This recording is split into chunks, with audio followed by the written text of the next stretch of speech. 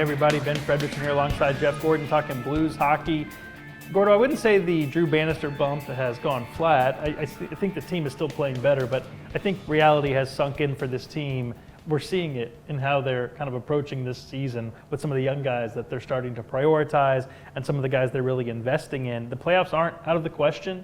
It would be a surprise at this point, but you're saying, hey, this is officially now about next season more than it's about this season. Yeah, Marco Scandella really wasn't playing bad, but it's about next year. This has always been a two-track season. Try to stay in contention this year, get ready for next year and beyond. And it's becoming increasingly apparent that next year and beyond is going to become a bigger and bigger focus. Just because the Western Conference is kind of moving on without the Blues, they can't ever get to 4 games over 500. It's like the ceiling. It's the hard ceiling. Gravitational pull is they can't break it. So you're seeing Matt Kessel play an important role. He moved up to play really top 4 minutes, mostly in the defensive capacity. You're seeing Jake Neighbors up to the first line again, getting some more offensive time. He's also on the second power play unit. Scott Perunovich, who didn't play a whole lot earlier this season, is getting to play regular minutes. Drew Bannister, his task now, right now, is keep the team competitive. But also, he's worked with younger players. He's very successful junior hockey, very successful AHL. Now they need his player development touch to pay off with these guys that have to keep getting better because they're big parts of the future. Kessel in particular, an interesting story. You get a guy where they drafted him, you don't expect him to really stick and be anything more than a depth guy. He's got a chance to be part of the answer going forward. And just maybe it's a third pairing down the road, but it's important. They have a lot of old guys on D. So seeing Perunovich, Kessel play, Neighbors move up, these are important things. If you're Tom Stillman, if you're Doug Armstrong, how much are you watching how Drew Bannister coaches, what he gets out of these young guys? And also, how much are you kind of having this own special watch for what he gets and doesn't get out of Jordan Kyrou? I mean, let's be honest. We've seen Kyrou play better at times.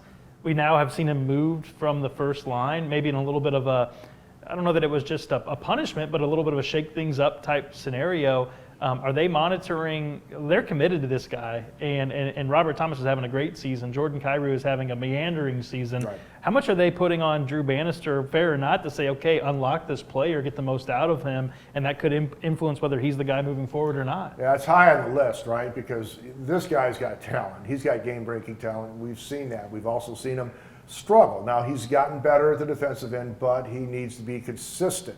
Consistent. That's Drew Bannister's trying to be the guy that gets him to every game. Go out there and you're going to get the same level of effort. Maybe not the same production because that can vary.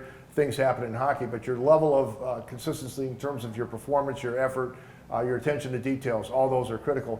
So yeah, it's a big part of his job. Same with Kessel, same with Perunovich. But you're paying Kyrou big money. That's the difference, and he's got a chance to be a star. And clearly, he and Chief did not see eye to eye. That did not work well. So where he goes in the future, a lot of this will depend on where the Blues the management sees this team next year and the year beyond. Is this a team that can pivot quickly, or is this going to be a long build-up with a teaching coach needing to be in that spot versus a guy that's going to try to drive the team right back into the hunt? That'll be a decision they have to make as the season goes forward and they assess Drew. They, I think, were realistic that they weren't hoping the team just suddenly looked drastically different after the coaching change. That has become reality.